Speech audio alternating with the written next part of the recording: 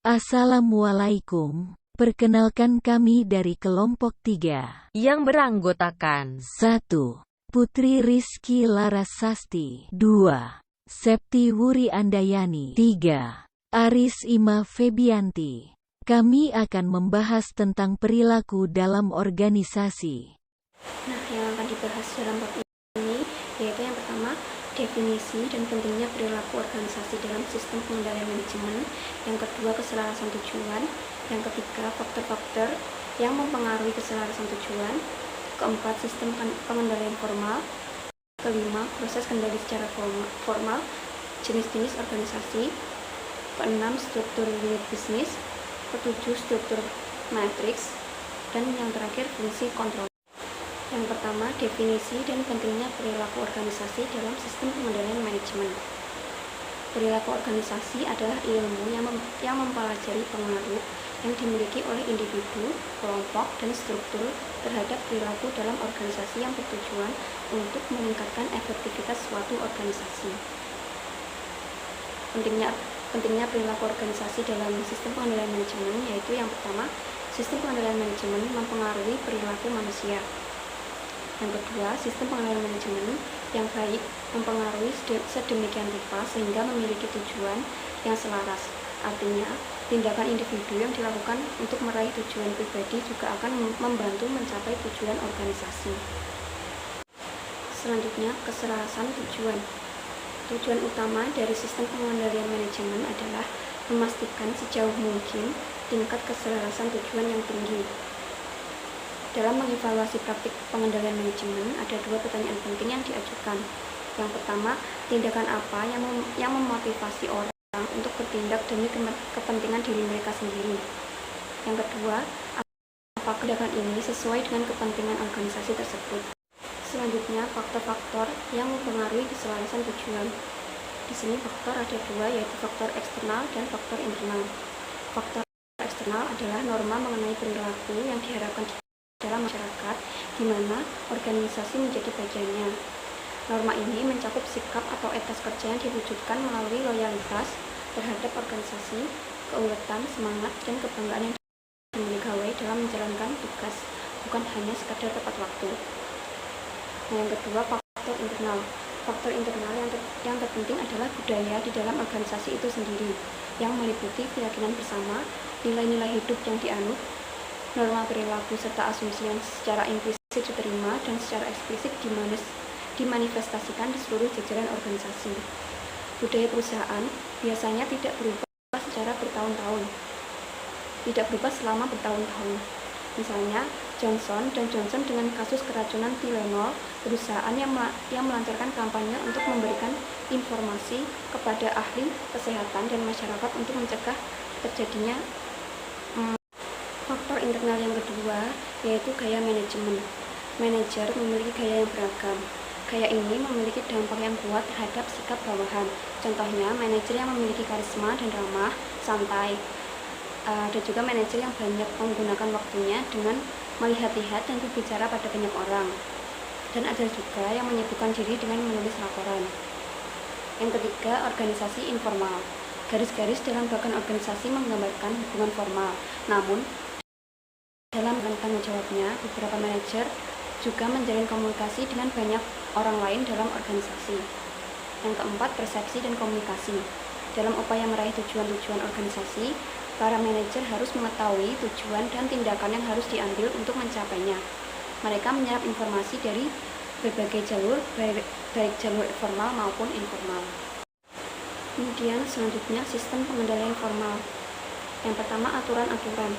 Aturan-aturan adalah seperangkat tulisan yang memuat semua jenis instruksi dan pengendalian termasuk di dalamnya adalah instruksi jabatan, pembagian kerja, prosedur standar operasi, panduan, dan tuntunan etis. Ada beberapa jenis aturan. Yang pertama, pengendalian fisik yang meliputi penjaga keamanan, gudang terkunci, ruangan besi, password komputer, dan pengendalian fisik lainnya yang mungkin merupakan bagian dari struktur pengendalian. Yang kedua, manual. Manual ini merupakan panduan yang kemudian diklasifikasikan sebagai pedoman. Yang ketiga, pengamanan sistem. Pengamanan ini dirancang untuk memastikan bahwa pemrosesan informasi untuk menjamin agar sistem mengalir melalui sistem itu akan bersifat akurat dan untuk mencegah kecurangan. Dan yang keempat, sistem pengendalian tugas, yaitu proses untuk menjamin bahwa tugas-tugas tertentu dijalankan secara efektif dan efisien. Selanjutnya saya akan melanjutkan presentasi untuk selanjutnya dari kelompok saya. Di sini yang selanjutnya adalah proses kendali secara formal. Di dalam proses kendali secara formal itu, suatu perencanaan strategi akan melaksanakan tujuan dan strategi organisasi. Seluruh informasi yang tersedia dipergunakan untuk membuat perencanaan. Perencanaan strategi tersebut kemudian dikonversi menjadi anggaran tahunan yang fokus pada pendapatan dan belanja yang direncanakan untuk masing-masing pusat pertanggungjawaban. Selanjutnya di sini kita akan membahas tentang jenis-jenis organisasi. Di dalamnya itu terdapat 3 struktur. Yang pertama ada struktur fungsional, ada struktur unit bisnis, dan yang ketiga ada struktur matrik. Di sini kita jelaskan satu persatu. Yang pertama ada struktur fungsional. Nah, di dalam struktur fungsional, manajer bertanggung jawab atas fungsi yang terspesialisasi seperti produksi dan pemasaran. Yang kedua, ada gagasan utama dari struktur organisasi tersebut berbentuk fungsional adalah bahwa seseorang manajer membawa keahlian khusus untuk mengambil keputusan yang berkaitan dengan fungsi spesifik yang berlawanan dengan manajer umum atau lainnya. Di sini dalam struktur fungsional itu mempunyai kelemahan dari organisasi ini adalah yang pertama ada terdapat ketidakjelasan dalam menentukan efektivitas manajer fungsional secara terpisah karena tiap fungsi memberikan kontribusi. Yang kedua ada organisasi terdiri dari beberapa manajer yang bekerja dalam satu fungsi yang melapor ke beberapa manajer dari fungsi yang berbeda hanya dapat diselesaikan di tingkat atas. Yang ketiga ada struktur fungsi tidak memadai atau diterapkan pada sebuah perusahaan dengan produk dan pasar yang beragam. Nah, di sini ada tabel dari struktur organisasi fungsional. Di sini tabelnya yang pertama itu yang tingkat tertinggi itu ada CAO. Yang kedua, tingkat kedua itu ada manajer manufaktur dan manajer pemasaran. Untuk manajer manufaktur di bawahnya itu ada manajer pabrik 1 dan manajer pabrik 2. Nah, untuk manajer pemasaran itu ada manajer wilayah 1 dan manajer wilayah 2. Selanjutnya ada struktur unit bisnis. Untuk struktur unit bisnis ini di dalamnya para unit manajer itu bertanggung jawab atas aktivitas dari masing-masing unit dan unit bisnis berfungsi sebagai bagian semi-independen dari perusahaan. Nah, untuk bentuk dari organisasi unit bisnis dari organisasi ini tuh dirancang untuk menyelesaikan masalah yang terjadi pada pada struktur fungsional. Jadi yang tadi ya bisa untuk menyelesaikannya dengan cara struktur unit bisnis ini. Nah, unit bisnis ini bertanggung jawab atas seluruh fungsi yang ada dalam produksi dan pemasaran sebuah produk. Unit bisnis tersebut bertanggung jawab untuk melakukan perencanaan dan koordinasi kerja dari departemen pemasaran dan departemen produksi. Di dalam struktur unit bisnis ini ada keunggulan juga ada kelemahan ya, atau ada kerugian. Di sini untuk keuntungannya sendiri adalah bahwa struktur organisasi ini bisa berfungsi sebagai tempat pelatihan bagi manajemen secara umum. Yang kedua, ada unit bisnis lebih dekat dengan produksinya dibandingkan dengan kantor pusat. Maka manajer unit bisnis dapat membuat keputusan produksi dan pemasaran yang lebih dibandingkan dengan cara yang diputuskan oleh kantor pusat. Yang ketiga, ada memberi reaksi cepat terhadap ancaman atau peluang baru. Di dalam struktur unit bisnis ini juga terdapat kerugian ya. Yang pertama ada adanya kemungkinan bahwa masing-masing staf unit bisnis itu dapat menduplikasikan sejumlah pekerjaan yang dalam organisasi fungsional itu dikerjakan di kantor pusat. Yang kedua, ada jumlah spesialisasi dalam menjalankan fungsinya itu menjadi sangat sedikit. Nah, di sini bisa kita lihat struktur organisasi unit bisnis. Yang tingkat 1 ada CEO, yang tingkat 2 ini berbeda lagi dengan struktur organisasi yang fungsional tadi. Yang di sini ada manajer unit bisnis X dan manajer unit bisnis Y.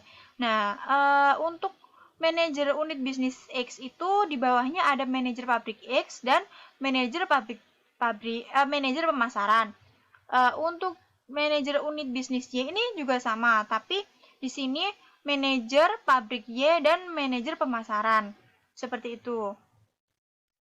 Selanjutnya ada struktur matrik. Di sini untuk struktur matrik itu di dalamnya unit-unit fungsionalnya memiliki tanggung jawab ganda. Jadi menjadi setiap tugasnya itu menjadi ganda.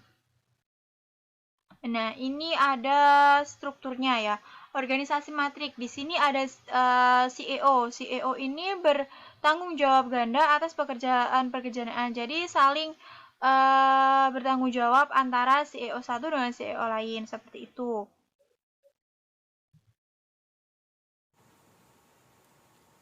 Untuk yang selanjutnya, yaitu implikasi terhadap perancangan sistem.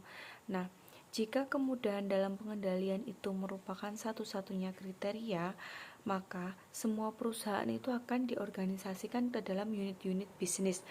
Nah, hal ini disebabkan karena dalam organisasi unit bisnis itu, setiap manajer unit itu harus bertanggung jawab untuk meningkatkan kemampuan setiap produk yang dihasilkan oleh unitnya itu guna menghasilkan laba, melakukan perencanaan, mengkoordinasikan, dan juga mengendalikan elemen-elemen yang berpengaruh pada kemampuan itu. Nah, akan tetapi pengendalian itu bukanlah satu-satunya kriteria. Nah, suatu organisasi fungsional itu mungkin lebih efisien karena unit-unit fungsional yang lebih besar itu memberikan keuntungan ekonomi. Nah, suatu organisasi unit bisnis itu membutuhkan jenis manajer yang lebih luas daripada para spesialis yang mengelola sebuah fungsi khusus dari seorang manajer umum yang berkompeten seperti itu sukar diperoleh. Nah, karena dalam unit bisnis itu ada tanggung jawab yang jelas atas perolehan laba, maka para perancang sistem pengendalian manajemen itu sering merekomendasikan organisasi seperti ini tanpa mempertimbangkan hal-hal yang terkait. Nah, itu merupakan suatu kekeliruan ya. Nah, seorang perancang sistem itu seharusnya mencocokkan sistem ke dalam organisasi dan bukan sebaliknya. Nah, dengan kata lain itu, meskipun dampak pengendalian dari berbagai struktur organisasi itu harus ditinjau oleh para manajer senior, tetapi begitu pihak manajemen telah memutuskan bahwa sebuah struktur itu dinilai paling baik setelah mempertimbangkan segala sesuatunya, maka perancang sistem itu harus menganggap struktur itu apa adanya. Nah, jika terlalu antusias pada suatu teknik atau teknik lainnya itu, maka hal yang esensial itu sering diabaikan. Nah, hal ini itu juga penting untuk diberlakukan dalam konteks yang lain. Sebagai contoh itu, banyak agen periklanan mempraktikkan kebijakan untuk memindahkan seorang supervisor dari satu bagian ke bagian lain karena terlalu sering untuk mendapatkan tenaga yang segar dalam aktivitas promosi produk kliennya. Nah, praktik ini tuh hanya mempersulit cara untuk mengukur kinerja seorang supervisor saja karena hasil dari sebuah kampanye periklanan itu membutuhkan waktu lama untuk dilihat. Nah, akan tetapi para perancang sistem itu tidak perlu memaksakan agar kebijakan rotasi tersebut itu dihapuskan begitu saja untuk memudahkan mekanisme penilaian kinerja seseorang. Nah, sistem ini tuh diciptakan untuk melayani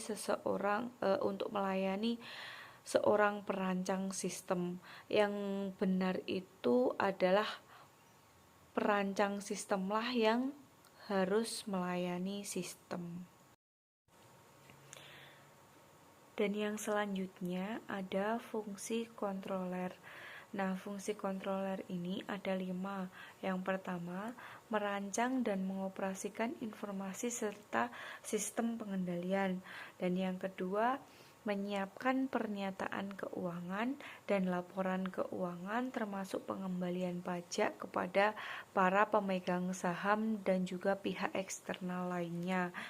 Yang ketiga, menyiapkan dan menganalisis laporan kinerja, menginterpretasikan laporan ini untuk para manajer, menganalisis program dan proposal anggaran dari berbagai segmen perusahaan, serta mengkonsolidasikan ke dalam anggaran tahunan secara keseluruhan.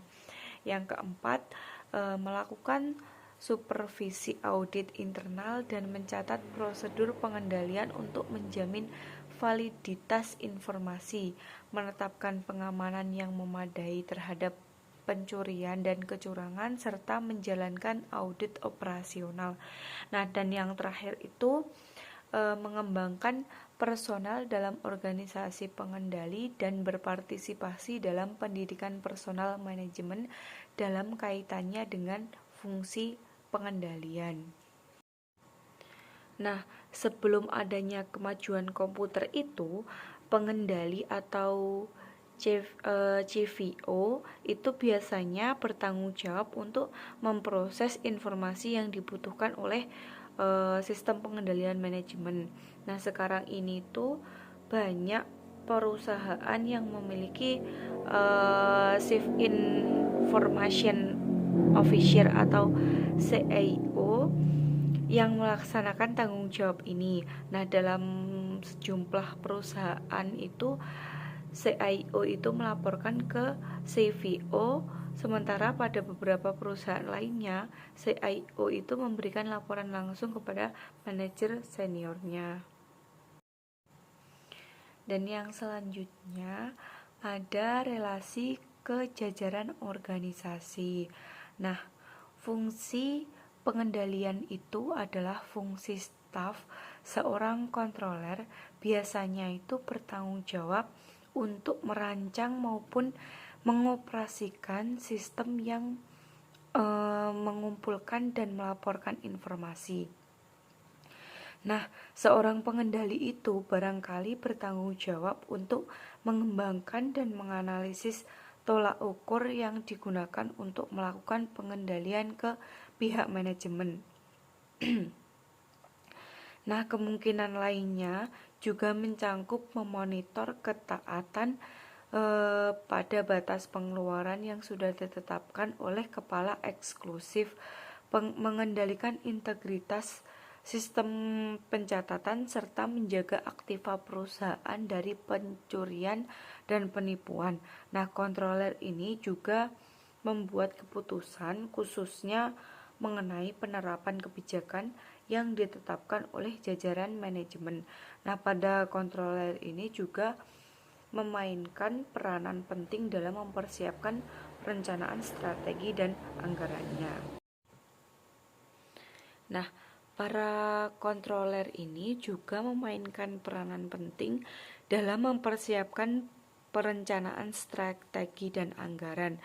Mereka itu sering diminta untuk melakukan penelitian secara cermat atas laporan kinerja untuk menjamin akurasi dan juga untuk menarik perhatian jajaran manajer terhadap pos-pos yang membutuhkan penyelidikan lebih lanjut. Nah, dalam kapasitas ini itu para kontroler itu bertindak seperti layaknya manajer. Nah, perbedaannya itu di mana? Perbedaannya itu adalah bahwa keputusan mereka itu dapat dibatalkan oleh jajaran manajer. Kepada siapa para manajer bawahan itu bertanggung jawab. Dan yang selanjutnya ada controller unit bisnis. Nah, para controller unit bisnis ini mau tidak mau itu telah membagi loyalitas mereka. Nah, pada satu sisi mereka itu berhutang kesetiaan pada controller korporat itu yang memegang tanggung jawab operasi sistem pengendalian secara keseluruhannya. Nah, di sisi lain mereka itu juga berhutang kesetiaan pada para manajer di unit mereka, yaitu pihak kepada siapa mereka memberikan bantuan. Nah, dua kemungkinan jenis hubungan itu digambarkan dalam diagram yang ada di slide ini. Nah, di beberapa perusahaan controller unit bisnis ini memberikan laporan kepada manajer unit bisnis dan mereka itu dihubungkan dengan garis putus-putus ke controller korporat. Nah, di layar di slide itu kan ada garis putus-putus. Nah, itu. Nah, di sini manajer umum unit bisnis itu adalah atasan langsung controller, dan dia juga memiliki wewenang dalam memperkerjakan, melatih, memindahkan, memberikan kompensasi, mempromosikan, dan juga memecat para controller di unit yang bersangkutan. Nah, akan tetapi keputusan semacam ini tuh jarang dibuat tanpa masukan dari controller korporat. Nah, contohnya perusahaan General Electric itu menggunakan pendekatan semacam ini. Nah, Bernard Doyle dari General Electric itu pernah mengatakan bahwa struktur pengendalian yang kami miliki berdasarkan pada garis pelaporan fungsional yang kokoh. Para pengendali unit bisnis memberikan laporan secara langsung kepada manajer umum dari unit bisnis mereka, tetapi mereka juga memiliki tanggung jawab fungsional melalui garis putus-putus ke pihak CVO perusahaan. Yang mempererat ikatan mereka adalah orang-orang yang memegang jabatan fungsional dari unit bisnis itu, yang dapat diangkat hanya dari para kandidat yang pertama-tama disetujui oleh CVO perusahaan, dan dia tak memiliki hak untuk memindahkan orang-orang ini. Tetapi yang tak kalah pentingnya, orang-orang ini adalah para CVO di unit bisnis mereka. Nah, mereka itu adalah para pemain tim. Nah, pendekatan ini tuh bisa menjadi alasan mengapa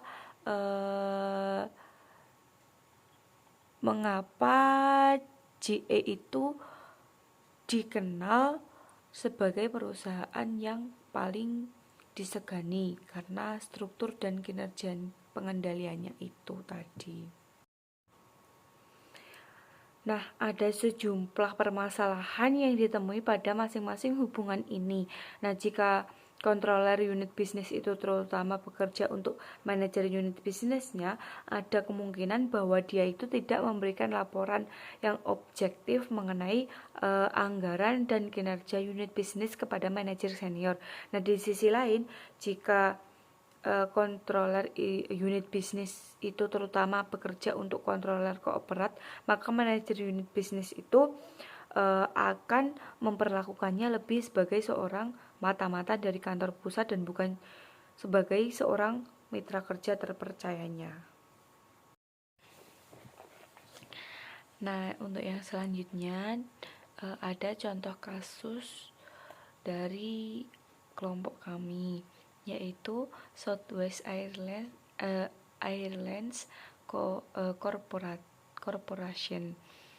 Nah, pada tahun 2001 itu hasil akhir tahun Southwest Airlines Corporation itu menandai 29 tahun profitabilitas berturut-turut.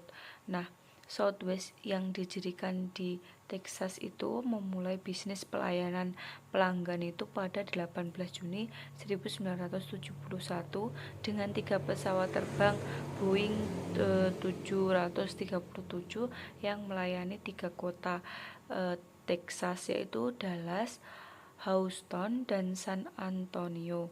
Nah, perusahaan ini tumbuh menjadi perusahaan penerbangan terbesar urutan keempat di Amerika Serikat. Nah, pada tahun 2002, perusahaan penerbangan ini menambah armadanya yang terdiri dari 366 Boeing 737. Nah, Southwest adalah satu-satunya perusahaan angkutan jarak dekat, tarifnya rendah, berfrekuensi tinggi dari kota ke kota. Nah, Southwest ini memiliki struktur biaya operasi paling rendah dalam industri penerbangan domestik dan secara konsisten itu menawarkan ongkos paling sederhana dan paling rendah. Nah, Southwest ini juga mempunyai salah satu dari rekor pelayanan pelanggan keseluruhan terbaik. Nah, pada tahun 2001 itu perusahaan penerbangan itu memiliki 35.000 karyawan dan menghasilkan pendapatan operasi total itu 8,6 miliar US dollar. Nah, dari satu faktor muatan penumpang yang terdiri dari 68,1%. Nah, simbol pertukaran sahamnya itu adalah LOV yang mewakili rumah Southwest di Dallas, Loverfield, dan juga tema hubungan antar karyawan dan pelanggannya. Majalah Fortune secara konsisten mengakui Southwest ini sebagai salah satu dari 10 besar bisnis untuk bekerja di Amerika Serikat dan salah satu perusahaan yang paling dikagumi di dunia. Nah, di antara perusahaan penerbangan itu, Southwest mencapai peringkat tertinggi sebagai perusahaan penerbangan yang paling dikagumi di dunia dari tahun 1977 sampai tahun 2001. Nah, pada tahun 2002 itu The Wall Street Journal melaporkan bahwa Southwest Airlines itu menempati peringkat pertama di antara perusahaan penerbangan untuk kepuasan pelayanan pelanggan. Nah, menurut sebuah survei yang dilakukan di American Customer Satisfaction Index itu, bisnis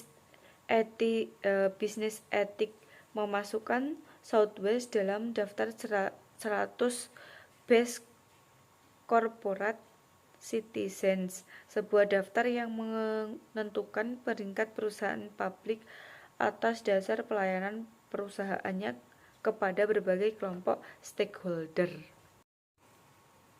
Untuk yang selanjutnya